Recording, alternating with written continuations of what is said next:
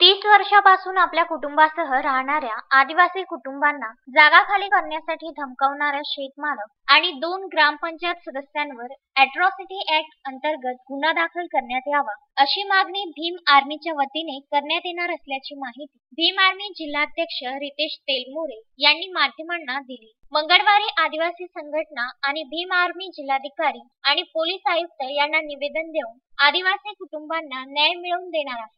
शेतमालकाच्या सांगण्यावरून ग्रामपंचायत सदस्यांनी आदिवासी कुटुंबांना वेठीस धरले। गत 8 ते 10 दिवसापासून आदिवासींना जागा खाली करा नाहीतर जीवाला मुकणार अशा धमक्या मिळत असल्याने आदिवासी कुटुंब जीव मुठीत घेऊन जीवन काढत आहे। त्यांच्यावर झालेल्या अन्यायाचे वृत्त प्रकाशित होताच आदिवासी संघटना, सामाजिक संघटना तसेच भीम आर्मीच्या कार्यकर्त्यांनी आदिवासी कुटुंबांना धीर दिला।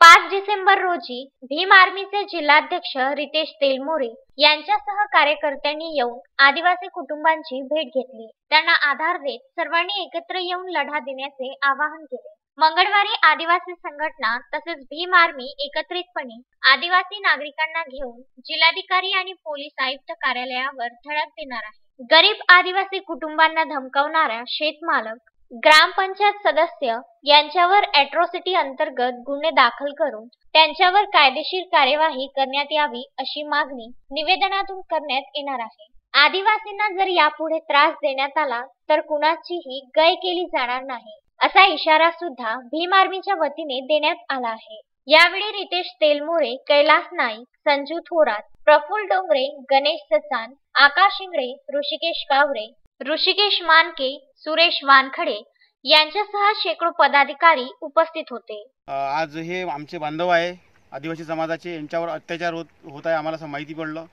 ही जागा आहे नांदगाव पेठ नजीकची।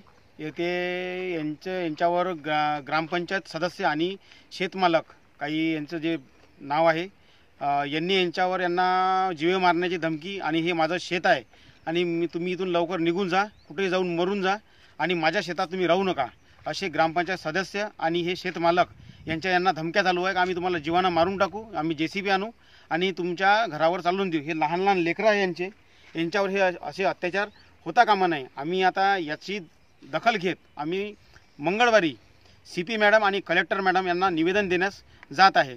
जर याच्यानंतरही कोणतं जर कोणी जर इथं धमकी देण्यात आलं तर आम्ही त्याच्यावर अॅट्रॉसिटी अंतर्गत गुन्हे दाखल करा ही आमची मागणी राहील आणि यांच्यासोबत सदैव कधीही कोणत्याही परिस्थितीला भीम आर्मी यांच्यासोबत आहे। मंगेश तायडे, विदर्भ न्यूज, नांदगाव पेठ।